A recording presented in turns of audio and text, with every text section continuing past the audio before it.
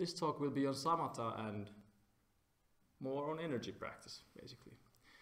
Energy practice being something that is often lumped together with samatha.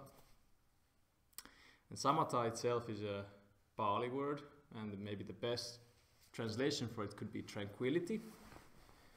There's another word that's translated as tranquility also, which is passaddhi, but I think that would be maybe better translated as unification of mind, which is a very core aspect of samatha. But samatha is basically tranquility, so peacefulness, calmness, and you could say well-being. It's like mental well-being. Even in some, if you really stretch it, you could say samatha is mental health, even in some very kind of very wide sense. You know, like all the markers we associate with mental health, like, you know, someone being happy, contented, peaceful, non-troubled. All of those are aspects of samatha. So basically, mental health manifests as samatha. Samatha practices are practices that really directly aim to cultivate some aspect of well-being. The most famous samatha practice, probably for everyone, like the most well-known, is anapanasati. Everyone has done anapana. That's following the in and out breath, mindfulness of the in and out breathing.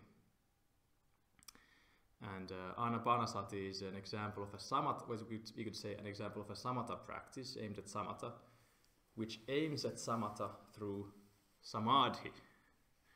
Very related words, very similar words, samatha and samādhi. Samādhi is basically, etymologically, it roughly means, well, I mean, it basically has the same etymology as concentration. It means collectedness or collecting together, grouping things up together.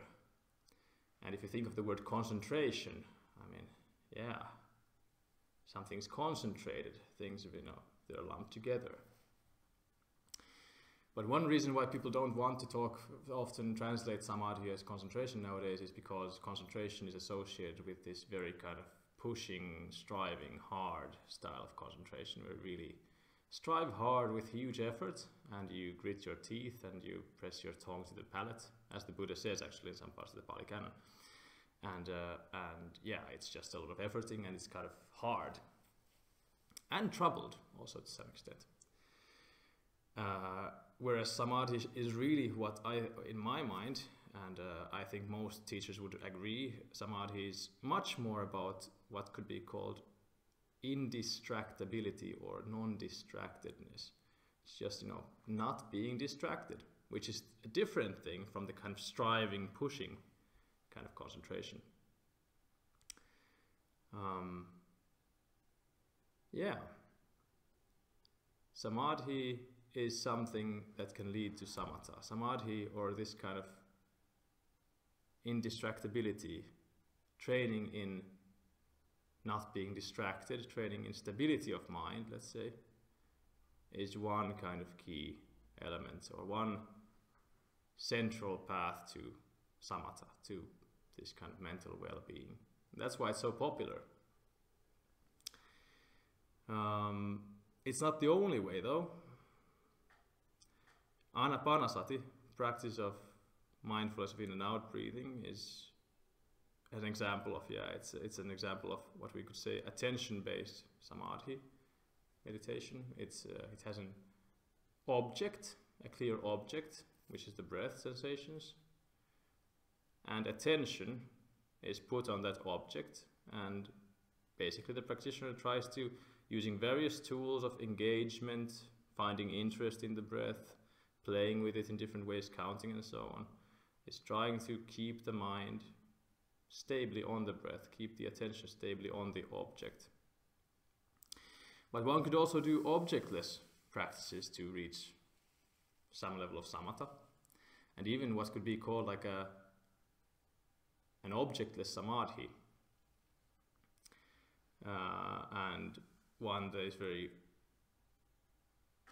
widely known and probably familiar to a lot of you is shikantaza, or just sitting or do nothing practice, which basically is just sit down and you don't really aim to do anything. You just sit down and you just sit. And you try not to interfere with things too much. And that kind of practice leads to its own kind of samadhi. It's different from the object-based samadhi of, for example, anapanasati, which has a sharp focus and an object the mind is on. Instead, and what I would call concentration, right? What kind of fits better with, you know, how concentration is often seen. It doesn't have to be pushy in the sense that, you know, with the associations that concentration might have, but still, you know, it's concentrated on an object. There's something that the mind is concentrated on. With shikantaza or just sitting, I would call it more something like centering. The mind really kind of just distances itself from the hindrances more and more, is less and less distracted, but not less and less distracted from an object, but simply does not really move anywhere at all. So prolonged shikantaza or just sitting practice or do nothing practice, can bring you to a state of objectless samadhi, a state of samatha, or this kind of tranquility and well-being where your mind doesn't really budge anywhere. It's just sitting still, as if it had found like a cave in the center of the mind. It's just there and no longer becomes enamored or interested or averse towards anything in particular. So yeah, we could say these are like, two routes to samatha. One would be object-based samadhi, one would be objectless samadhi. But still, you know, it's not all just about samadhi. Another part of samatha or well-being in this kind of tranquility, calmness, contentedness comes from energy practice, which greatly benefits from samadhi. So for example, metta practice, so loving kindness practice, which is everyone knows metta, you know, prototypical, you know, basic, the first energy practice anyone in Buddhist training kind of does usually. Benefits greatly from samadhi, like especially attention-based samadhi, object-based samadhi, but doesn't really need it. It's not really, that's not how it runs basically. What energy practice, energy cultivation practice runs on most of all is confidence. So does all meditation, to be honest, but especially these. State generation practice, where you generate a state, you evoke a state, a kind of energy in the body. Like today, when I did the guided meditation, some of you, got something out of it, some of you maybe didn't. But those who did, you might recognize that there's a great element of confidence involved in being able to generate various bodily energies. The mind kind of fabricates energies if it wills to do so, and if it believes that it's possible. If it feels likely to the mind that, these intentions I have for feeling this kind of energy and that kind of energy, if it feels that it's likely, it's a likely possibility that it will result in me feeling these kinds of energies or emotions. So one could basically, for example, what Robert Beyer often taught was a kind of samatha that didn't really even rest on that much on any kind of object-based meditation or samadhi, nor did it even rest on an objectless samadhi, but he really went quite directly towards energy practice. If you listen to some of Beyer's talks sometime, for example, like he really, even beginners, he starts quite soon teaching, how to maximize pleasure, well-being, just go straight for it. I haven't really experimented with that very much with students. I'm sure I don't have first-hand experience of how it would work, but it's good to keep in mind that really the core in samatha training, the core thing is well-being. It's not concentration as such. Concentration is a tool for samatha. Concentration or objectless samadhi, both are tools and ways to get to well-being, to get to tranquility and calmness and contentedness and happiness. But they're not the point. They're just tools. They're very good tools though. But for some people, they don't work very well.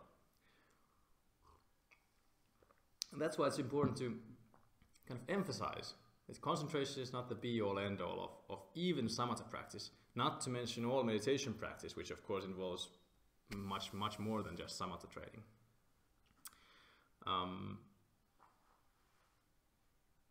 Some people get stuck banging their head against the wall with just concentration. You know, especially, for example, Dasa's The Mind Illuminated, that many of you have read. And no, it's a book it's a very good book in many ways, but it's also infamous in a sense because it really emphasizes hardcore object-based anapanasati so very much. It's like, you know, you have to master concentration before anything else happens, pretty much. And that's simply something that rests on so many different factors in every individual's mind, such as confidence, well, mainly confidence, but confidence built on so many unknown factors, so many unknown expectations, different kinds of psychological obstacles, different kinds of narratives that one's practice is built on. All kinds of factors that are very difficult to pinpoint. And if you simply bang your head against the wall, working with the breath forever, and you don't even try to do anything or wield any tools to get to those obstacles, to really uncover what's actually keeping you from being concentrated, what is keeping you attached to the hindrances, which basically, you know, the 5 hindrances: craving, aversion, restlessness and worry, sloth and torpor and doubt. What basically keeps you attached to those and distracts you. If you don't even try to uncover all of that because you're so stuck with trying to just apply this one tool forever, and yeah, it's very easy to get stuck and pretty much get nowhere. And unfortunately, in some schools of Buddhism, I feel that's actually quite common. And in some groups, yeah, I've met people who have meditated for decades. You know, I have students who have meditated for decades, and they feel that they have gotten nowhere. And the primary reason is because they've just worked with the breath, sometimes with some other practice. So, for example, this is also, for example, in Mahasi noting. I've met Mahasi noters who've done noting practice for decades, but nothing else. And yeah, not very good to limit yourself to any one method. And in terms of samatha, in terms of creating the conditions and the kind of space that samatha brings, which is very conducive for insight practice, what is basically one of the core purposes of samatha, to create a platform for insight practice. Yeah, I mean, working with just the breath can work for some, but it's, for most people, no, it's not enough, really.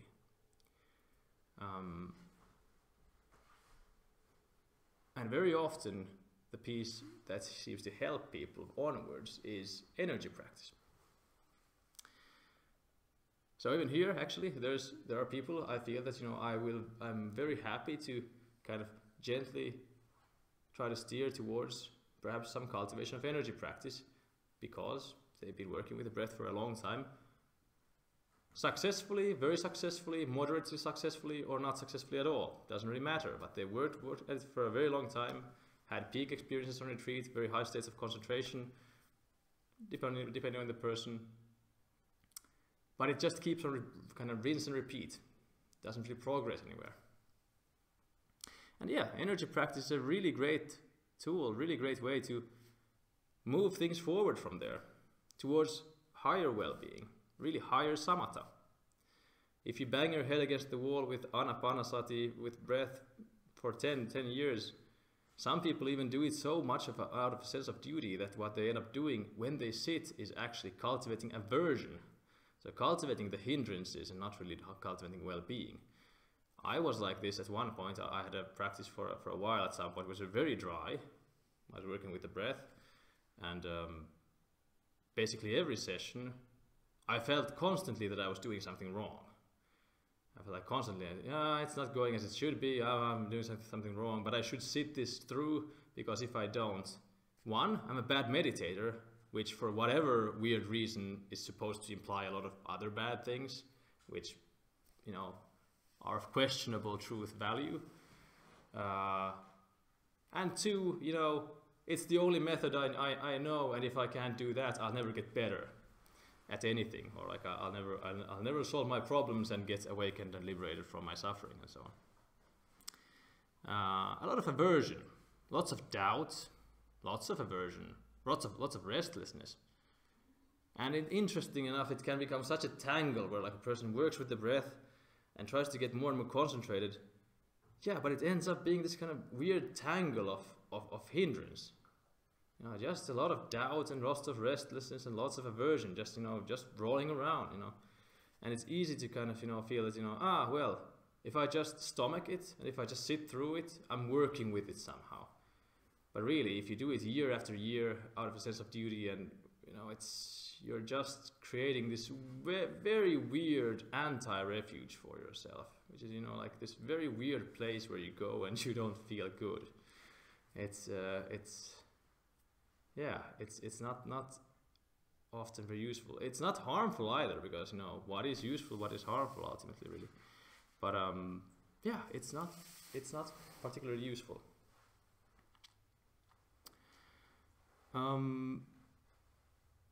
So yeah, energy practice and heart practices are very good in those circumstances. If you're stuck with the breath, or if you're stuck with any samatha practice you're doing, whether it be shikantaza or the breath or whatever, some people just feel out the whole body.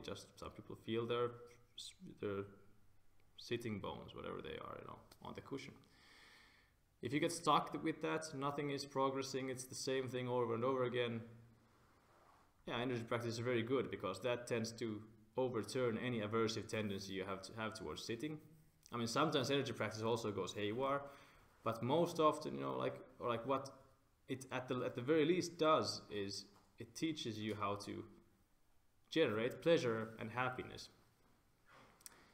And with experience, it becomes easier and easier to do, and more flexible, and more wieldable, so that eventually, you know, with enough practice, you know, pleasure becomes more of a choice.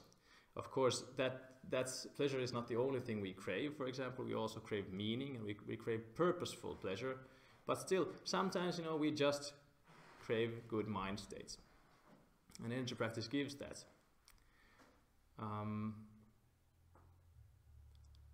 Yeah, energy practices are pretty much if you can do them, and the only thing they really require is some baseline samādhi, some baseline samatha, let's say, not samādhi, but some baseline samatha, so that your mind is not all over the place. With a monkey mind, it's quite difficult to do. If you have a very restless mind, it's quite difficult to do. But if you have already some samatha practice under your belt, some level of training, your mind is not, you know, super hectic anymore.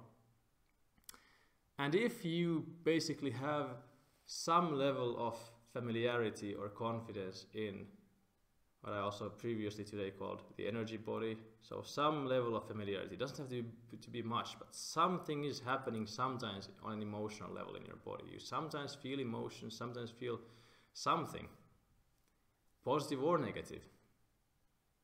It should be workable.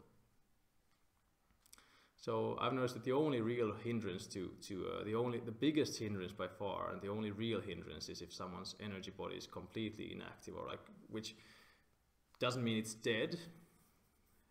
An inactive energy body simply means that the mind does not fabricate energy sensations, it does not use them, and as basically information, or because the energy sensations in the body, what are called somatic markers in cognitive psychology, they're kind of, you know, part of why they're useful is because they inform the mind of what's going on. They're introspectively good tools for awareness.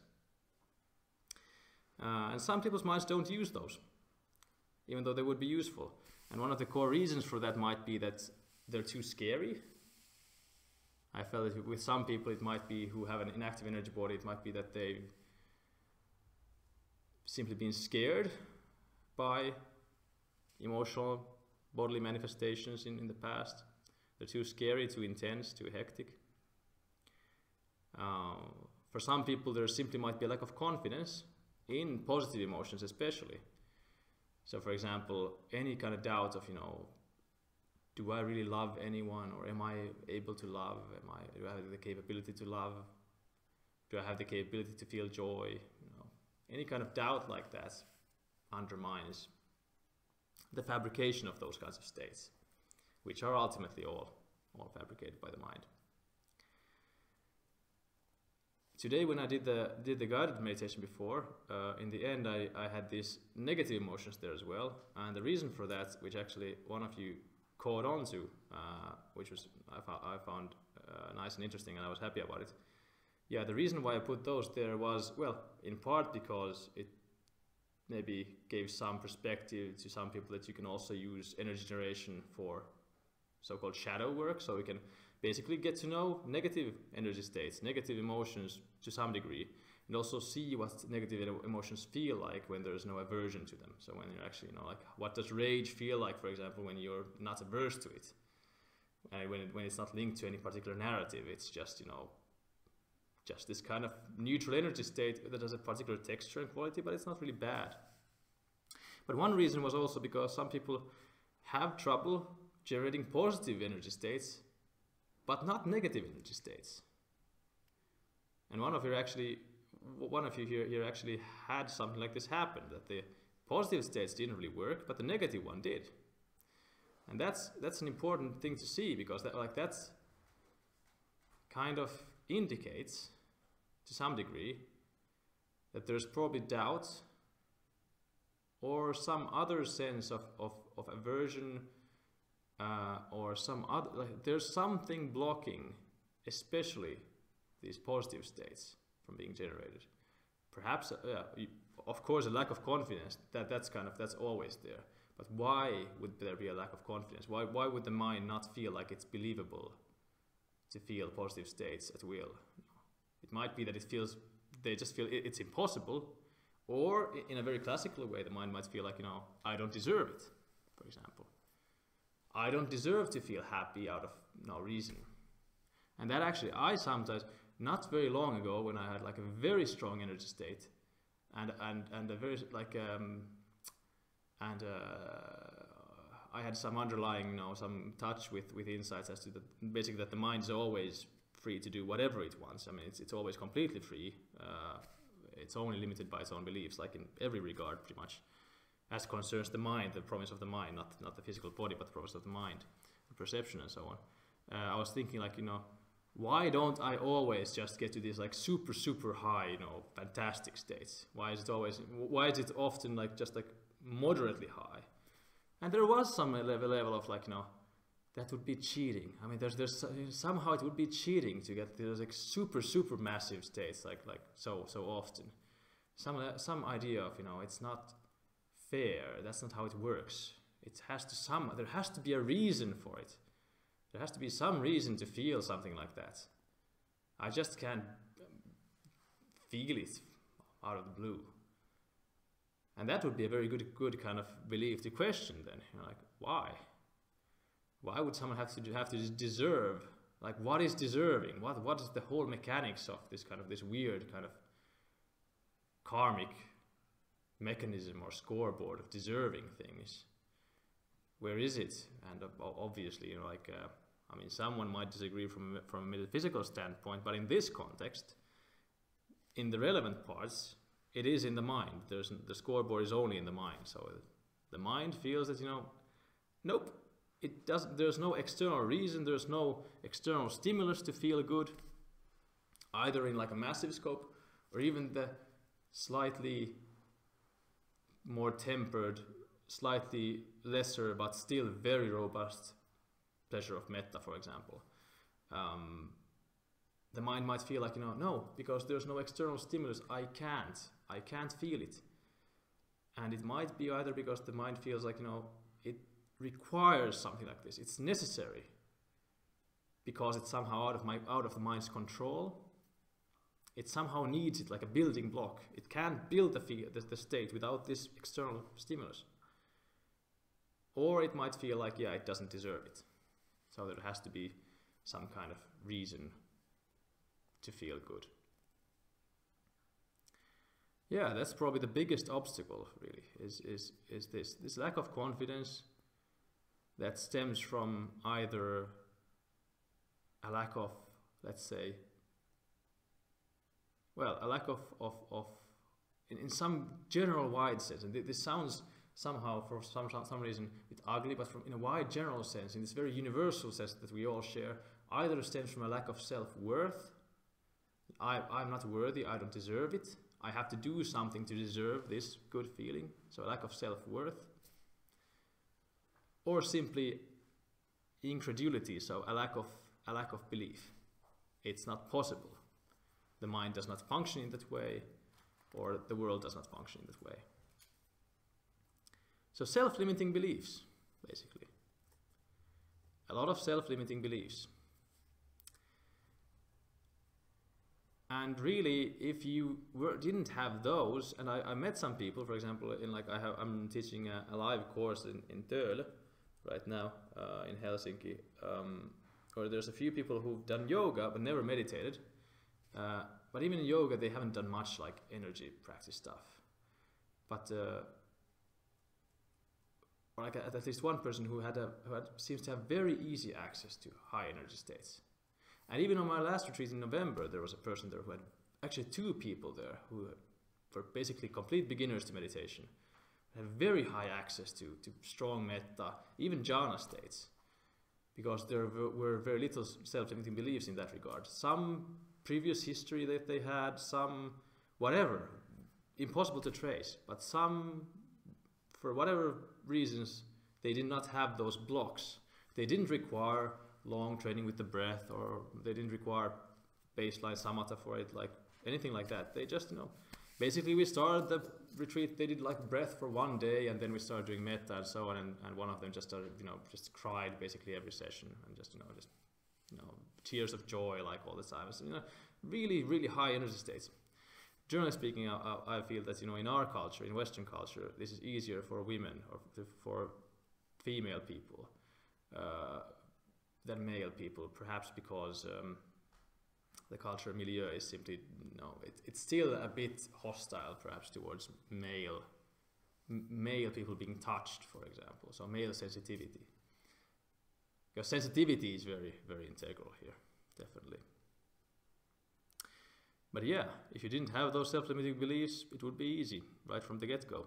For most people, though, it isn't, because we have those self-limiting beliefs, and we need some initial familiarity with those states. We need some other mechanism to get that initial confidence, to be able to feel something, some inkling of metta, for example, and start building it from there. Get some kind of inkling that, yeah, maybe it is possible. For example, with jhanas, even like coming to this retreat, one person in the car said something about, told a story that they first felt when they read about jhanas that this can't be possible. Jhanas, for example, can't be possible. And that's the kind of self-limiting belief there. It's kind of it's just reality can't work that way somehow. The minds can't work that way. It's impossible. So how to get that kind of, how to get past that and get some glimpse of that energy and that power, so that you can actually realize that no, it is possible, and then start building the confidence that actually allows access to become routine. And for that, other samatha practices are good. That's why I would still, for almost all beginners, I usually start by teaching some shikantaza, that they just learn to sit still, so they don't get super antsy and don't have high standards. Just sit without a goal. And then usually some body scanning for some energy sensitivity, and then breath. Because as the mind distances itself from the hindrances of doubt and aversion, in this case doubt primarily being the core hindrance against energy practice. As the mind distances itself from that, but the more the mind is distanced from doubt, the more space there is for energy practice to bloom and to have an effect before the mind shuts it down because of disbelief, basically. So someone who has these self-limiting beliefs that I had, pretty much everyone has in this culture right from the get-go. It sounds, when I learned jhanas and I told my brother, and some of my friends, that, there are these pleasure states I can now, do like at will, blah, blah. They're like, interesting. And then they just kind of walked away. And I just ignored it completely. It's just, somehow completely off the radar. It felt to me like, why aren't you interested in this? Why? But they just aren't, because it's so far out in some sense. So yeah, we need these methods to distance ourselves from that doubt which would otherwise shut it down. And any practice any other practice that's more palatable, more reasonable for our kind of Western mindset, like the breath, like shikantaza, anything that creates well-being and some level of tranquility, basically distances ourselves from these, you know, our everyday hassles, everyday hindrances, distances us from aversion, from doubt and so on. Just create space, just space. Anything like that helps, makes it more likely, makes it more possible. And that's why I often also guide people to, when they start learning metta, for example, or any of the Brahma Viharas or gratitude practice or whatever energy practice they do, to first do some, you know, in a given session, they first do some breath, for example, until they reach some level of concentration or some level of well-being. They're happy with the session, they're kind of, you know, feeling okay. And then they start doing the metta, because then with that space, this has been created by the samatha practice, by whatever other samatha practice they've been doing. In that space, yeah, there's time and room for that blossom to bloom. So yeah, basically, yeah, samatha is well-being, like I said. It's well-being, tranquility, calmness, happiness. Energy practice is really great for it. I find in my experience, energy practice has been like the best thing for samatha ever. Like it's very, very good. It's very satisfying if it works. Jhanas, for example, very, very satisfying. Jhanas being, of course, like a prime example of an advanced samatha practice, where the mind basically, out of this amorphous, formless state of infinite possible states, the space of infinite possible states, you know, you have a space of possible states that's infinite, different varieties of states you can enter and so on. The sky's the limit. There's no limits to the mind, you know. The jhanas, for example, they aren't there in the world. There's just possibility, and then the mind kind of carves stairs for itself to deeper and deeper well-being. And with jhanas, for example, and in samatha in general, samatha is not just about joy and high energy, of course. High energy promotes samatha and well-being, but really, one reason, for example, for why the form jhanas, the four form jhanas, jhanas 1 to 4, their kind of traditional dramatic arc is from a high energy state with relatively little potential for deep absorption, because it's so high energy and so hectic, the first jhana. You go step by step the stairs down towards the fourth jhana, which has no energy anymore, but it's very still and absorbed, and in that absorption you find like an even deeper well-being than you have in the high energy states. And yeah, that's actually one thing that samatha teaches about insight, I think, or like one very basic, insightful lesson that samatha states can teach. Also very deep kind of breath concentration states, deep shikantaza states, is that yeah, the high energy states, blissful though they may be, and very nice and very happy, aren't always the best possible time. In our culture, we generally speaking have a tendency to appreciate stimulated states and high energy states. Lots of stimulation as having a good time. Having a good time is going to the, you know, cinema, or going to the, you know, the city, meeting friends in a bar and having a few drinks with a lot of noise, you know, lots of stimulus. Or it could be taking speed and having an 8-hour masturbation session. Also having a very good time, lots of stimulus. But there's also, yeah, there's these other kinds of having a good time. Very low energy states, very still states, very quiet states, and it's a very good kind of balance to offset that culture of stimulation, to get to know these calm states. And in some sense, the jhanas, the 4 jhanas, are, I feel, a lesson in this progression. You know, yeah, you start with the first jhana, and when you initially learn the jhanas, the first jhana, you're like, oh, this is incredibly, you know, this is just, you know, everything I ever wanted. It's just a whole lot of pleasure. You know, it's like, you know, first jhana pleasure, for example, it feels quite a lot like sexual energy. It's like, you know, this massive, blissful, like really ecstatic, delicious pleasure, like lots of that, you know. But then eventually you're kind of like, you know, it's a bit too much. I do it a lot. If I do it a lot, I get tired. You know, it's kind of gives me headaches or something. Sometimes, you know,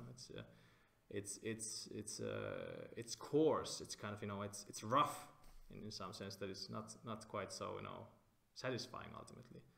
Then you have the second jhana. You have less of this very high energy piti, this kind of mobilized, moving, sprouting, bursting kind of energy. But you have a lot of sukha. You still have a lot of sukha, so bodily bliss, bodily happiness, bodily pleasure. It's calmer, but very pleasant. And then, like, you know, yeah, usually people, like, very soon they learn that, no, the second jhana is where it's at. That's like chef's kiss. That's the best, you know. That's the, like one of my students said, like a year ago or so, he said that the second jhana is all I ever wanted. You know, it's like all I ever wanted in life. Like, he kind of also meant, you know, he had a history with drugs, but he basically, you know, like he said, no, all I ever wanted in life, you know, this was all I was ever searching for, with drugs or with sex or anything. This was it. But then the same student a bit later, you know, for, you know, the second jhana too, a bit coarse, a bit rough still, you know, a bit too much of everything there. The third jhana, where you can actually just, you know, just lean back and relax, you know, there's still happiness, but there's no more of this movement. It's just still very pleasant and happy. You feel pleasure, but still, the stillness is actually quite nice. It's still pleasure, like, you know, watching a sunset with a good friend, having a beer. That's kind of, you know, very calm pleasure. Laying on the grass on a sunny day, reading a good book, you know, they're very chill, nice, kind of idyllic pleasure. But over time, even that's kind of start feeling like, you know, why do I have to have the pleasure there? The stillness is really the beef. The stillness is really the thing I'm looking for here the most. And then the fourth jhana, which is just stillness, starts feeling more and more appealing. And this seems like, to me, it feels like, you know, it hasn't maybe happened with all jhana practitioners I know, but most of them go through this process of, you know, learning to enjoy the stiller and deeper states more, learning to enjoy absorption more than the bliss. And here I would maybe, I'm going to talk about this more on one of the other talks, but there's a distinction I sometimes make between erotic states and thanatic states. They come from eros and thanatos, eros being the personification of love, and thanatos being the personification of death. The eros and thanatos are Freud's two good old psychological drives in Freud's later work. And this is not about that stuff, but I feel that the concepts work quite well, in that, you know, human beings enjoy and are drawn to both erotic states, where there's a lot of engagement with an external phenomenon, and by external I don't mean like an object out there. I mean a robust and energetic phenomenon, something that, you know, is appealing and delicious and pleasurable, something that is a stimulus. It can be an internal stimulus like piti sukha. It can be an external stimulus, but it's some engagement with something. And then there are these thanatic states, like the fourth jhana, for example, which is very thanatic, which is basically just a withdrawal from everything. It's just stillness. It's a lack of engagement. And deep shikantaza, for example, deep just sitting practice also can be a very, very thanatic state. Deep anapanasati states also very thanatic. They're restful. You know, human beings like activity, they like engagement, they like this kind of association and attachment to pleasant, beautiful things. We seek beauty, and we seek beauty in a very general sense. All kinds of pleasure and lovely things, like the bliss of jhana, for example. We seek that, but we also seek rest. And yeah, Samatha training, part of what it kind of teaches over time is that even though the erotic states are very, very good, and they are valuable, and I'm going to talk about that more on Thursday, I think, or Friday. They are really nice and really good. There's nothing wrong with them. But the restful Tanatic states are also really important, really, really important, and really, really nice. And they are kind of missed by a lot of people in our culture. A few words still about the functions or roles of samatha as comes to insight.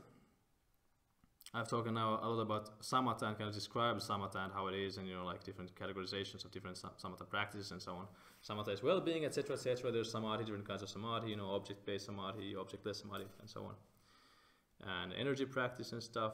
But yeah, what is samatha good for? I mean, yeah, for one, it's good for itself. I mean, it carries some obvious fruits in the relative sense, at least. Well-being is well-being. I mean, you feel well. That's relatively obvious, I would suppose.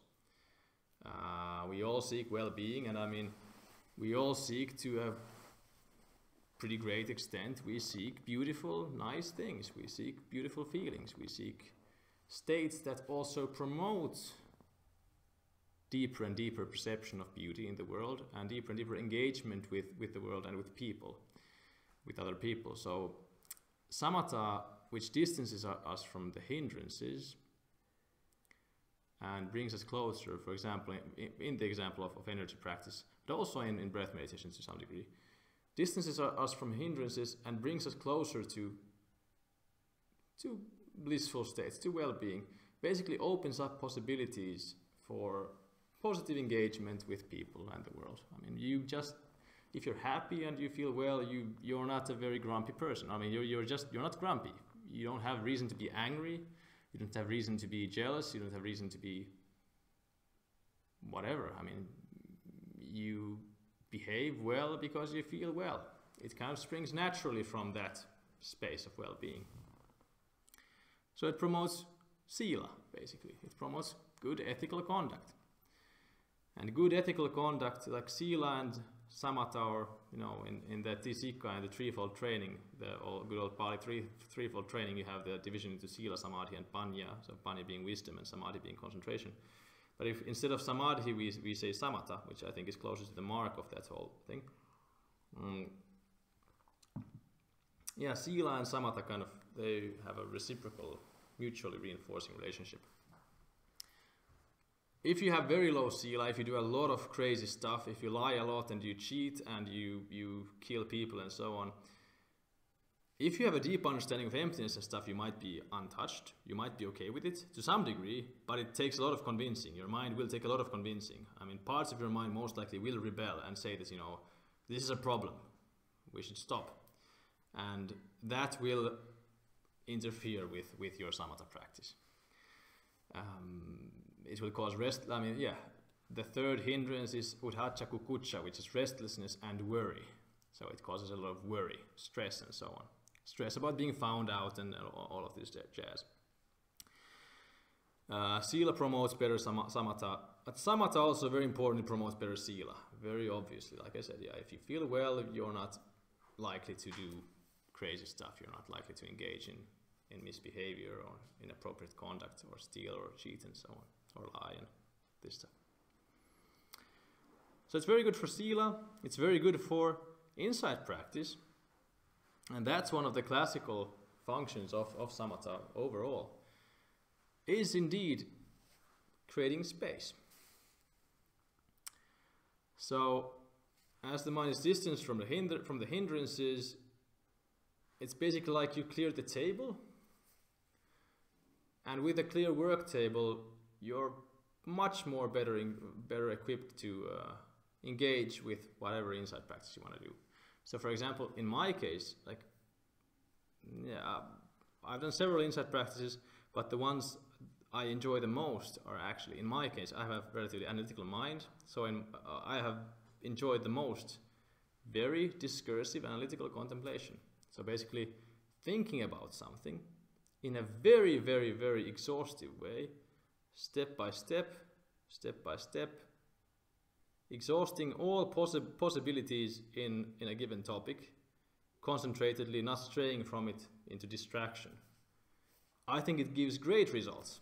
like sometimes amazing results. I've had like very, very, very interesting experiences also coming from that style of meditation. But without samatha there, you know, it might be the mind gets bored. You know, if I'm worried about something that's currently occurring, and I'm for one, I'm not aware that I'm stressing about something, or I simply can't recognize that I'm actually stressing about something. I buy into whatever stressful thought I have, whatever aversion is, you know, capturing my imagination. If I don't have the samatha to really distance myself from my everyday worries and stuff, if I don't have that level of well-being there, my mind just, you know, it's not interested in delving into some insight topic, you know, for 2 hours a stretch. It's simply not interested. It will go fly off into fantasy, or it will fly, if there's no engagement with craving and so on, or it will fly off into the stressful thinking if there's aversion. It will fly off into pain. If there, you know, if I have massive pains in my body, you know, and I try to do that stuff, and if I hate the pain, I mean, if I have the pain and I don't hate it, that's fine. But if I hate it and I think it's a signal that my body is falling to pieces, literally, like if I feel that there's an existential threat in my body, for example, my mind won't be interested in thinking about impermanence or something. Unless, of course, I manage to link it together or associate it closely enough with the fear I have. But that too, recognizing that I am stressing about this pain, that this is stress, that I am averse to a pain, for example, that there is an existential threat, a feeling of threat underlying it, all of that also requires some samatha. It requires some part of the mind to be online and to be okay enough with the pain that it can actually not buy into the threat and not buy into the stressful aspects of it, but actually be able to consider it from an objective perspective. Already some level of samatha is often kind of, you know, necessary for proper insight practice. Not to say though that, you know, I mean, insight practice by itself can also build enough samatha. So for example, Mahasi noting practice, they don't do, well, part of the noting practice is actually also following the breath if nothing else is going on. But basically they don't do any preliminary samatha practice or samatha training. The method itself, for many of them, builds enough samatha to perform the practice adequately. The thing though with that practice is that it's limited. So, you know, even though there might be enough samatha to do it, I feel that noting practice, for example, doesn't, you know, it's also just one practice out of many and limited in that regard.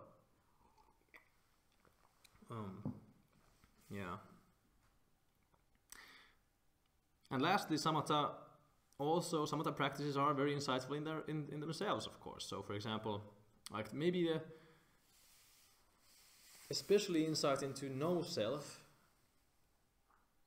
especially insight into no self, but also into suffering, into dukkha.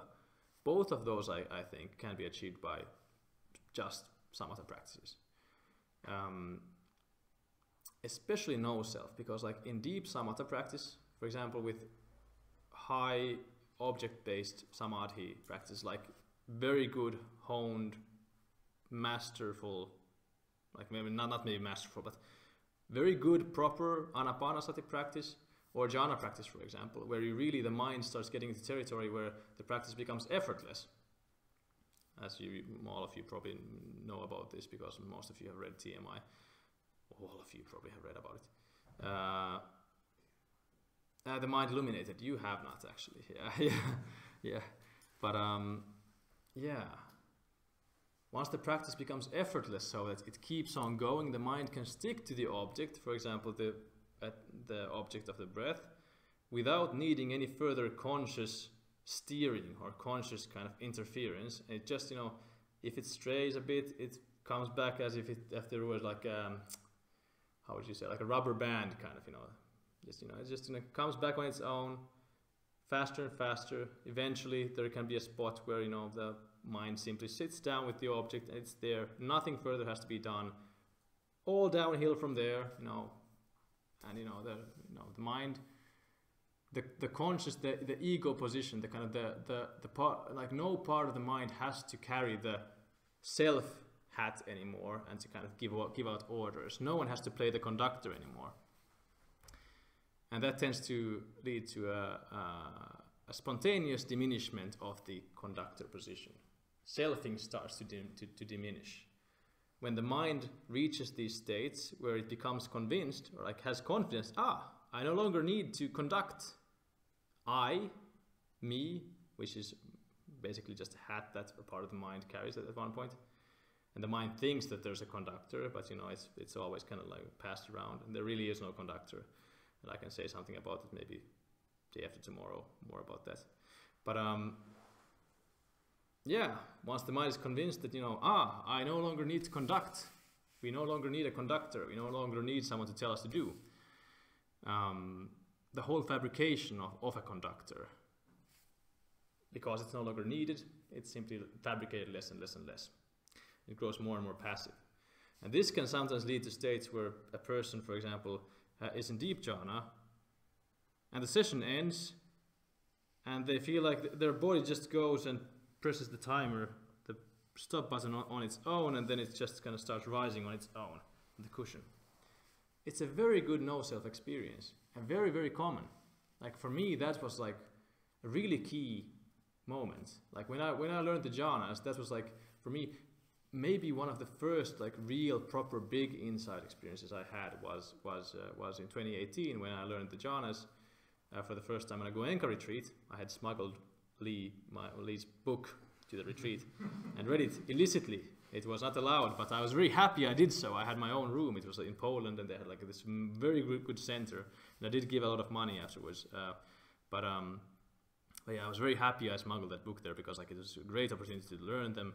And yeah, once I got into once this happened to me for the first time, now it was very, very, very cool. And like I remember I had several days on the retreat where I was playing with this like more and more, like, you know, like giving like an intention in my mind, like, you know, go to your room and into the toilet and shake the shower curtain, and you know, just watching my body just kind of like go open the door, go and shake the shower curtain, and stuff like that. So there was like a decoupling of the sense of self and something that usually is coupled with the sense of self. Basically, all no-self insight experiences are like this. The sense of self in general has, like, I would say, two components, like two ways it manifests. One is a sense of locatedness, so like, you know, I am here, you know, for example, I'm here, which can glitch out. And that happens more often in open awareness or shikantaza style practice. The sense of locatedness can glitch out so that, you know, it's like, you know, it's there. You feel like you're there, or you feel like you're everywhere, or like you feel like you're nowhere in particular. Insightful, because you notice that the self does not have this essential property I thought it had. It does not have a location, a set location. Okay. A part of the domain of self is kind of chipped away. Scratched from the list of properties of the self. It's around here behind the eyes. No, it's not. No, scratch that. Another thing is the sense of ownership. So that includes the sense of, the raw sense of, you know, my phone. That can glitch out very easily. And I mean, that happens all the time. Sometimes you feel like, you know, my phone, it's mine, it's attached to me, and sometimes it feels like, you know, it's just an object. And, you know, you can have insight experience like that. You know, this very simple sense of ownership is gone. In terms of the body, the sense of ownership can be gone. That happens quite often, quite soon with meditators, actually. If you do a body scan, for example, you can start feeling like the body is just another, you know, phenomena, and just sensory phenomena. Not any more attached to me than sound, just sensory phenomena. But then there's the sense of ownership which concerns actions, so the sense of agency. My action, my movement, my body, my movement, my hand moving, I did it, my thoughts. I thought this, I thought that, I thought this, I felt that. And even the sense of observing, ownership of perception. I see, I feel, I perceive. Especially these things, you know, the sense of agency and the sense of perceiving, they aren't so common outside of meditation to really glitch out. And they also, they glitch out the best in high samatha states. I think high samatha states are probably the best, in my experience, the best insight practice for no self, because of this reason. Because that distance from doing that you can have in high samatha, either shikantaza or breath or jhana, whatever, distancing from doing, and that lessening of fabrication of the conductor, of the selfing position, the ego position, it just spontaneously leads to these experiences in most people. Not everyone. Some people might have to kind of do some extra work, and there are practices for that, how to kind of, trigger those states more. But for many people, they happen spontaneously. The body starts moving on its own, and there too, a decoupling. You scratch it off the list. No. The self is not the thing that moves the hand. That property too. Oh, that's not a property of the self. It's not an essential property. Another part of its domain is chipped off. So, and in this sense, with no self experiences, like no self insight in general, I think is about, this, you have this kind of culturally constructed idea of a self that, it's the thing that sees, it's the thing that can own things, and it's the thing that, resides in the body, and it's the thing that, decides to move the body and so on. It moves the body and it thinks the thoughts. And it's around here behind the eyes and so on. And, one by one you can chip those off, scratch them off the list. Nope, not essential. It's not an essential property of the self. Can be also elsewhere, can feel elsewhere. Nope, doesn't move the body. Nope, doesn't do this, doesn't do that. Doesn't do anything, and it's nowhere. It's like, if it doesn't do anything and it's nowhere in particular, it's kind of, what's going on? And that's kind of the gateway really to know self. It's kind of like the evidence piles up that there, really is no such thing as a set self. The self is a fabricated phenomenon. It can be fabricated with different kind of properties or not. It can have these properties. It can be here or there. It's always fabricated. It's nowhere in particular. It's nothing in particular.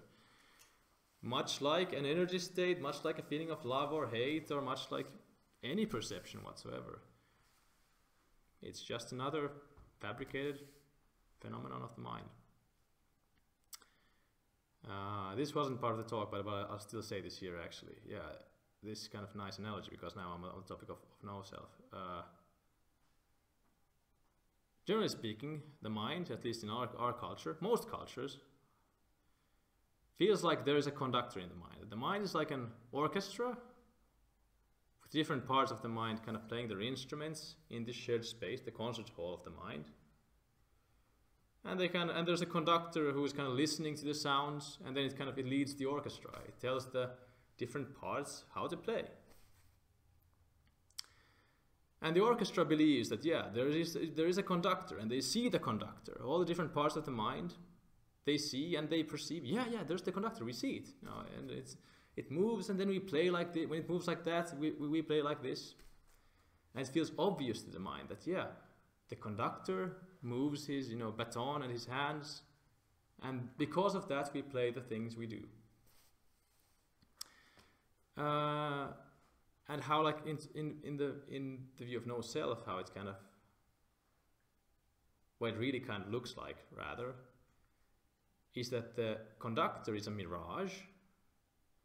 It's an illusion. It's not really there. It's like a mirage on a hot sunny day on the top of the road. It's just like a rainbow. It's seen to be there, but it's not really there.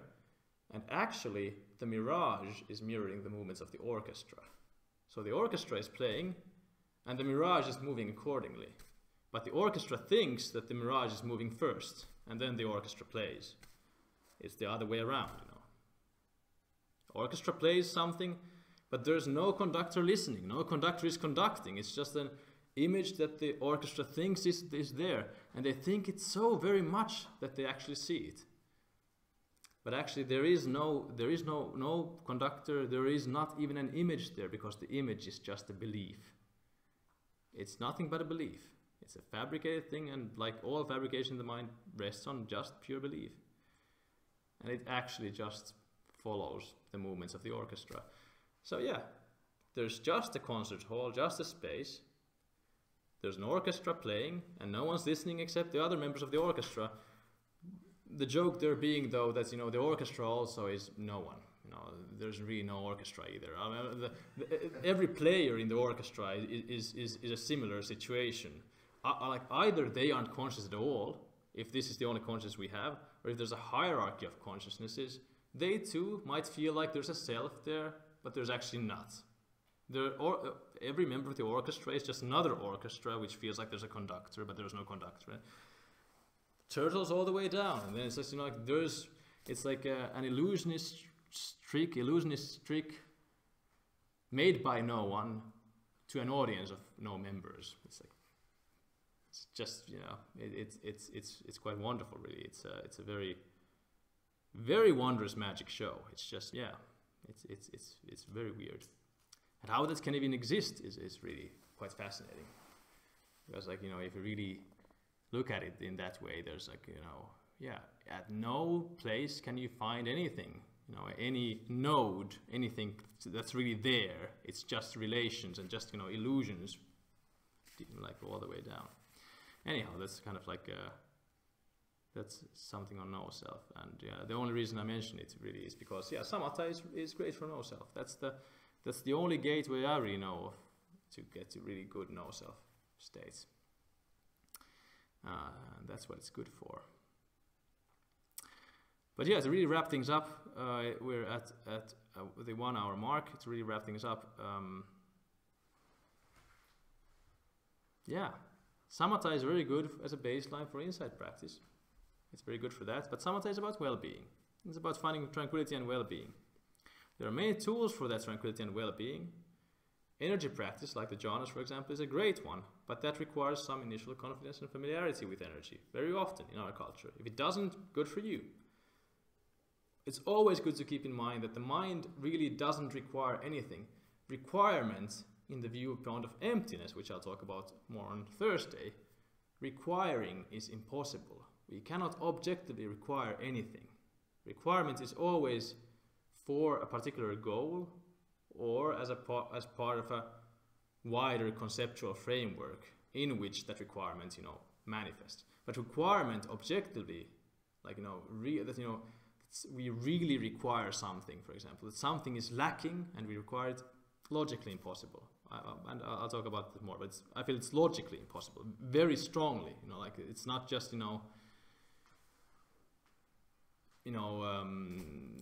somehow improbable, but no, I think it's logically impossible.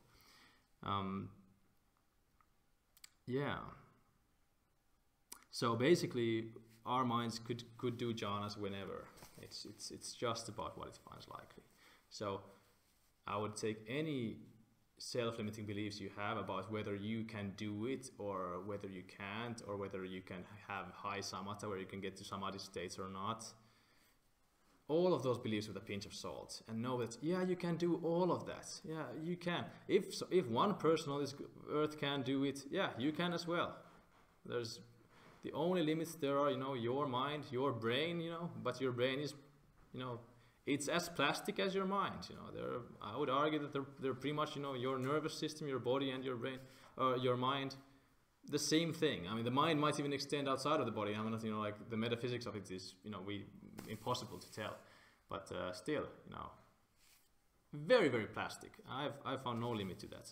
My mind has changed so much that I really just, I feel like I'm very skeptical if someone says that, there's an objective reason my mind necessarily has to be like this. I'm very skeptical because I feel like my mind has changed so much.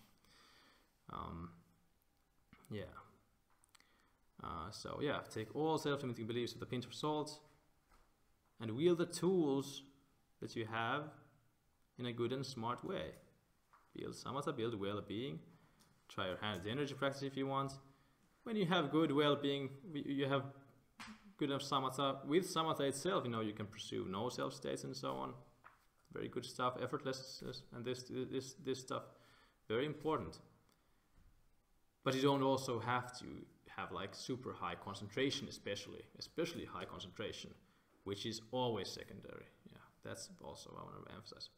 Concentration, not the be-all end-all of samatha, definitely not the be-all end-all of meditation practice. And you can do very good insight practice in many other ways with much less samatha, much less samadhi in particular than some people think. Okay, yeah, that's it. It's for the talk. I think it's a bit of a ramble, but still, like, yeah, it's still, I think, some good stuff. First questions about this.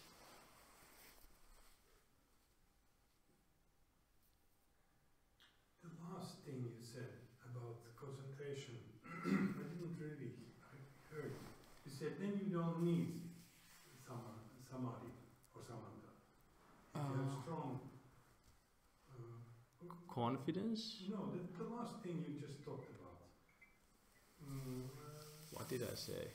I have no idea.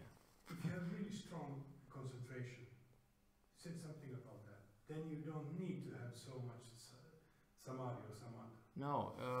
Maybe I misunderstood. No, I said even if you don't have very like super high concentration, you can still do very good insight practice in other ways. You can still like do a lot of good work even if you don't have like super high samadhi. Okay, cool.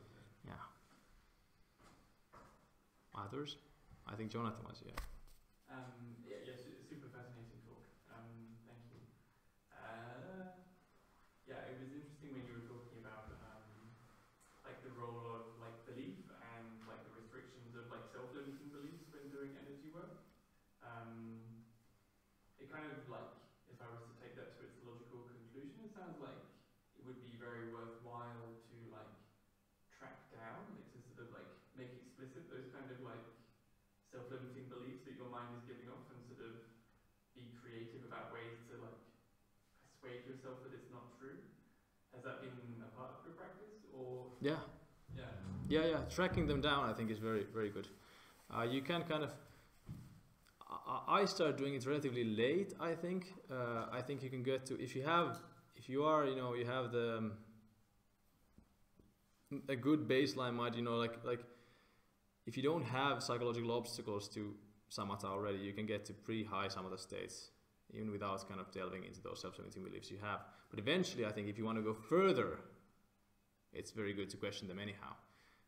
Like eventually you'll bump into some level of doubts, and you can push the envelope, you can push the boundary just by getting, practicing more and more. You get like, there are all these various spontaneous reasons why one session one day you just get like a huge jhana for whatever reason, and that kind of pushes your understanding of what's possible further. That kind of happens spontaneously, but it's kind of slow and it's kind of unpredictable, and I think it's very good to also try to dismantle this and is there some sense of it's not possible? Is there some sense of I'm not worthy? Is there some sense of I have this condition or that condition, or I have, for example, I have like a weird, partly because of meditation, partly physiological nerve pain thing in my shoulder. I'm like, sometimes if it feels like that kind of limits my samatha, sometimes I feel like, but I have that intense pain there, that burning of, I can't, like, I'm kind of chained to it. I cannot somehow, get to those high states. And very good work for me has been to question that, like, why? Well, because it keeps on drawing my attention. Well, why? I mean, like, why is it so threatening? Because it threatens my practice. And then, it becomes like a loop. It's like, I'm drawn to it. It interferes with my practice because I feel my practice is threatened by it because I'm drawn to it, and so on. And it's just probing into that and seeing, like, what is really the problem? What's the problem with that pain, for example? Or in some other case, why would I not be worthy? What is worth? What do I mean if I'm not worthy? What do I mean if it feels like cheating? What do I mean if it's impossible? Why would it be impossible? What's the evidence for that? It's I've never seen anyone talk about it before. Yeah, you have. Like most people have. There are these Christian mystics and so on. Like many people have heard reports of these kind of God-like ecstasies and so on. But like it's not possible for me somehow. Why? Who knows? There's no reason. So yeah, very good to kind of pursue and dismantle. Kai, you had a question, right? Yeah, just curious, when you were talking about the properties of self that people like believe in,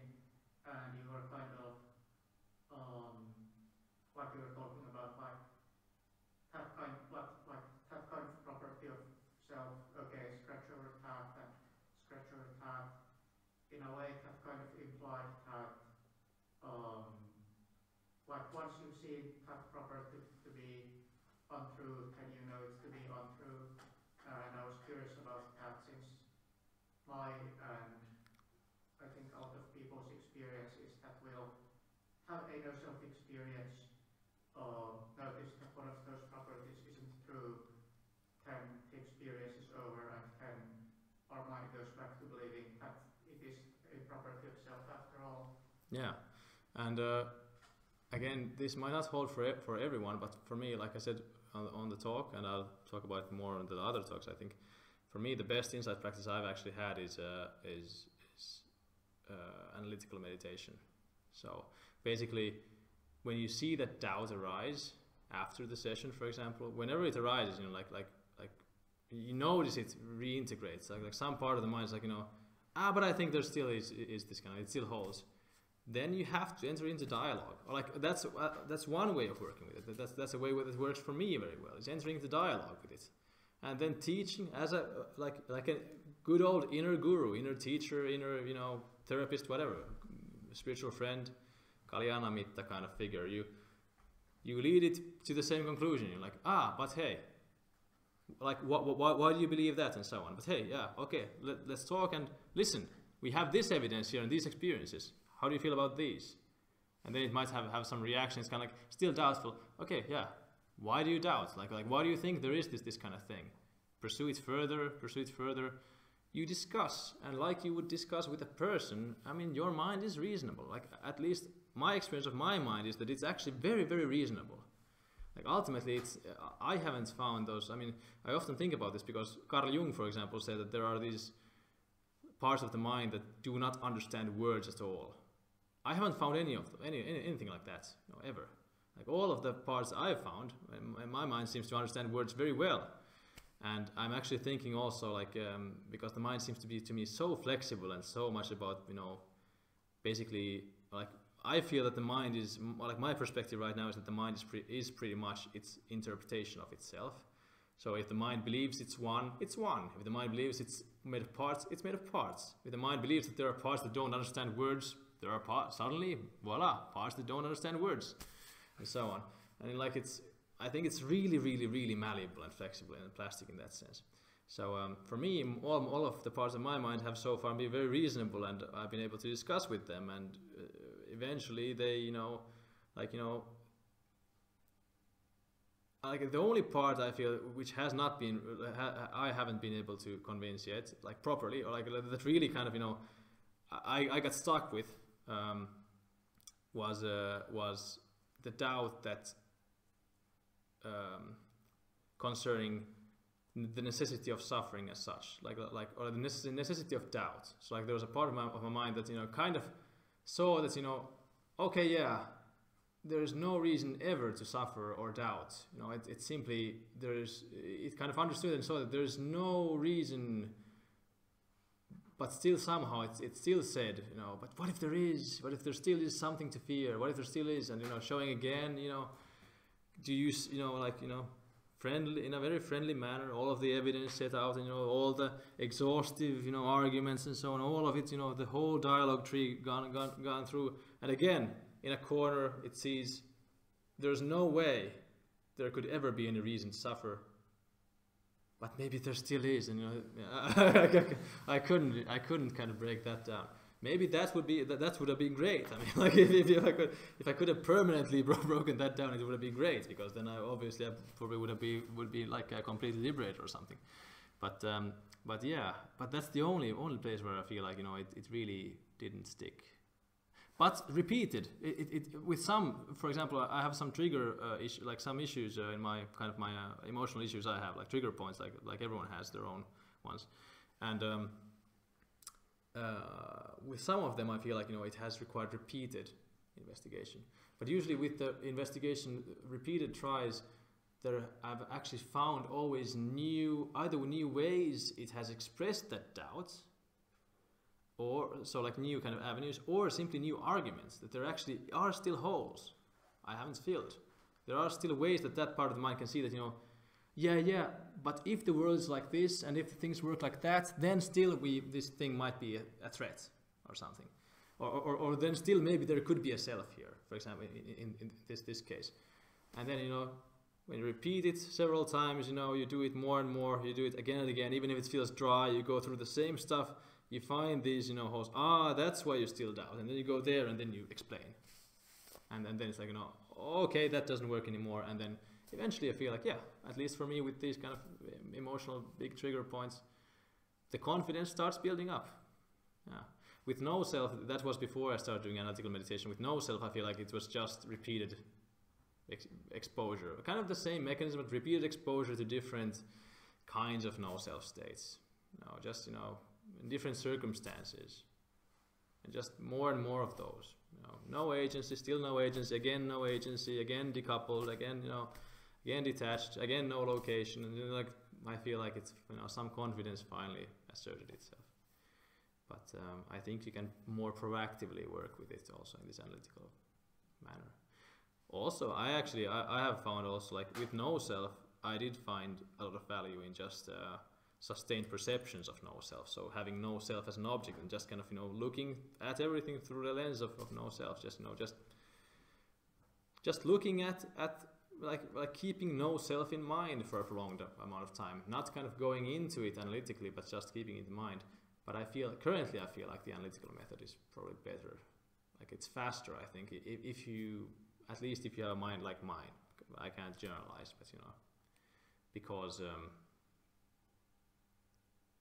there are so, at least my mind is so, probably most minds are very crafty, very, very good at finding new ways to doubt and new ways to kind of, yeah, uphold old structures.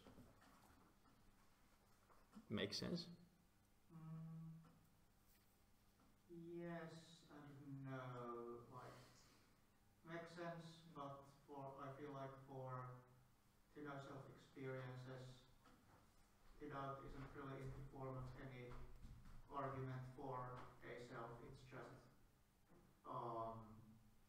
like, it's just an experience of having a self, and the counter evidence of the no self states isn't really properly available, because I can't properly remember those states when I'm not in those states. So it doesn't feel like I can apply like analytical arguments. Yeah. Again, yeah, I mean, I can't say for sure, because I didn't apply analytical arguments for no self. I applied repeated exposure. So I would think, like, it could be used for that as well, but yeah, maybe not. But then, like I said, in my case, for example, I for example don't even remember kind of how it feels like to move the body. You know, I'm not at all sure anymore of, like, you know, I don't even know where the distinction is anymore. Like, do I feel like I'm moving the body or not? I mean, I don't know. It's like it feels like, you know, it's changed quite a lot in that sense. It's, you know, I feel sometimes like I can emulate it, but then I'm kind of like, you know, is this how it feels like to move it or not?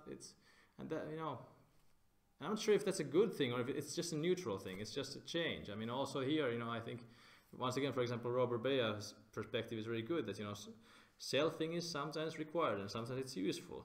So, for example, like I said just a moment ago, I think sometimes if the mind thinks it's a monolithic entity, it can actually be more useful than thinking it's composed of parts. A mind model that is of the mind composed of parts is very useful for, like, all kinds of analytical work, parts work, all kinds of, like, psychological exploration.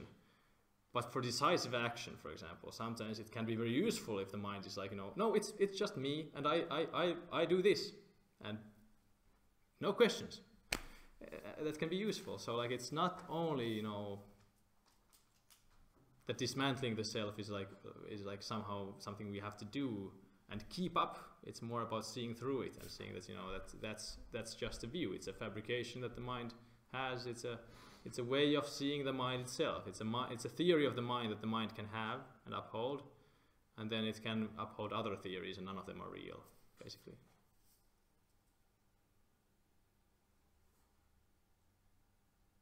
Like, that's I'm not sure. Maybe the mind actually has a modular structure, like, really objectively somehow, but I don't know. Like I just feel like I'm not convinced that it actually has any objective structure. I feel like more and more that the mind is subjective. Like it's really just a subjective thing, and that's what it is.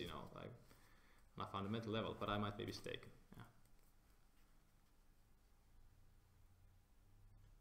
Yeah. Is that more kind of in the ballpark. Okay, makes more sense. And yeah, again, I think if you, for example, if you like, maybe sustained contemplation of no self and this kind of questioning the self and so on, questioning the witness and so on. I think if you do that more and more, it should work. And of course, also the high samatha states, which I kind of used for that. But if that's not accessible, I am absolutely sure there are other ways to get there. Like it would be, because people talk about them, even though I haven't used them so much. Other questions about these things?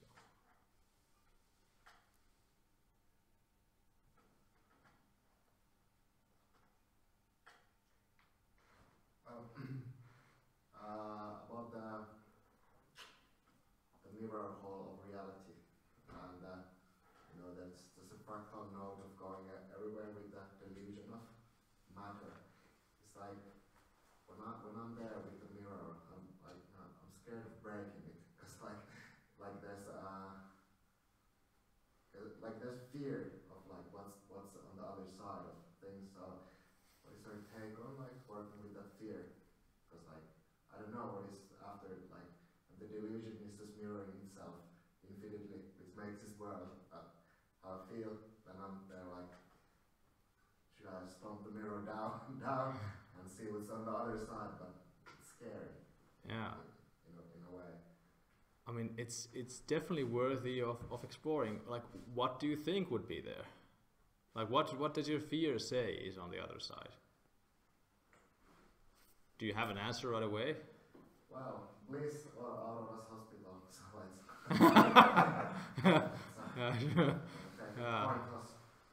That's a very practical take on it for sure. Yeah. Or something else. Yeah, I don't think that it depends on. I think what would drive you to the hospital is primarily fear, and this I might be mistaken, but I feel that many, and most I think would agree. Most kind of professionals would agree that many of these kind of mental illnesses, and even my mother, for example, used to treat schizophrenics in the 80s, 90s with simply therapy, very successfully, but it was very intensive. So it's not done very much because they had to have their own. Every single person had to have their own therapist in intensive care. It's just don't have resources for that. But it was possible to treat schizophrenics who had been schizophrenics for a long time, just by working with them through their kind of weird tangle of their reality tunnel with its own, all of its fears and all of its rejections and so on, and finally come to that they could basically, even though their reality is not any less real than ours perhaps, still they could bring themselves to accept consensus reality, which otherwise was somehow impossible to accept. And a lot of it fear of what that consensus reality kind of implies, all of the implications of what that view implies, whether it was that there really was my dad really abused me sexually repeatedly when I was a kid, or whatever it might be, something that's rejected because it's so and enforces a rejection of consensus reality. Of course, also other factors are in play in schizophrenia and so on. I'm saying that, but still, I think what would drive you to the hospital, probably you, because you're a relatively stable person, even with the kriyas and stuff, still emotionally and psychologically stable. So it would be, I'm not sure what would really kind of make you crack. It's this fear that there's something in you that somehow springs up and then kind of somehow just overtakes you. And if your mind is afraid of that, it might be that it can construct something like that. But really, ultimately, I don't think there could be anything like that there. Yeah. Now, when I talk about it, I think it's not the gates of nirvana; it is the fear itself, of that thing that I'm scared of. So it's like pushing through. So yeah. Right. Yeah. Thanks. Yeah.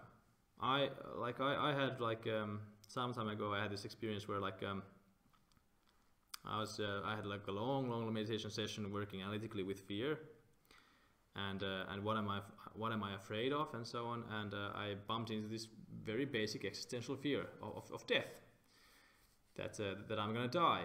And I had this very interesting situation where I felt like, I felt the clinging to life, like as a psychological object. Like I really very concretely felt this is my clinging to life, and like I can relinquish this. I felt like there is something here, like this fear, very primal fear of death, and I can let go of it. But I was super scared of it, because I kind of knew it was unreasonable, but I felt that maybe this is what keeps me going. If I let go of this, maybe I will actually die. Maybe relinquishing this I will collapse and die. And if there's even a slight chance of that, I can't do it. And I couldn't do it. I had to retreat from that. I couldn't relinquish that. I just had this, like, please let me live, please let me live, please, like whatever else, but please let me live. And I couldn't let go of that primal wish to live.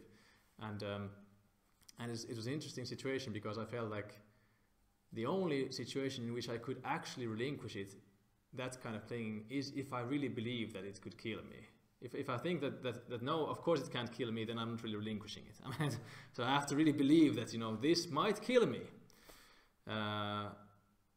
Lee, for example, then like when we were talking about this, Lee felt that like he kind of I think he knew what I was talking about, and he said that he couldn't relinquish it either, and he feels that you don't have to.